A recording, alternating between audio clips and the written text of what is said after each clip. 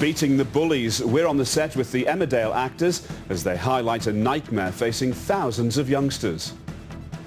It's turned a happy-go-lucky, easygoing girl into somebody with no self-esteem. Thanks, Peter. Now do stay with us, because still to come on Calendar this evening. We go behind the scenes on the Emmerdale set as the cast help to highlight the terrible consequences of cyberbullying. Thank you. Well, now to a dramatic storyline at the Emmerdale village, which will sadly strike a chord with thousands of youngsters up and down the country. Yes, newcomer Hannah Barton has had her mobile phone bombarded with nasty messages, and while she may suffer in silence, the cast are urging other victims of so-called cyberbullying to speak out. Victoria Whittam reports. I'll just say, I think that one's fit. Which one? Who asked you? You think you're so cool.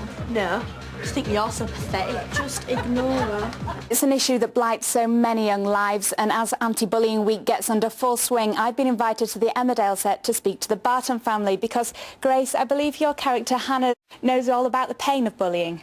Yeah, over the past few months, Hannah's been receiving texts from people at school, and you know, at first she came in with a new family and she was having a really good time, taking everything on board, you know, happy to be here, happy to make a new start, and basically she's being bullied now, and it's turned a happy-go-lucky, easygoing girl into somebody with no self-esteem, no confidence. She's snapping at her family, the people she loves the most, and it just shows the effect that it has on not just her but her family and her friends. The Bartons, they seem like such a close family on screen, but of course nobody knows what's going on, do they?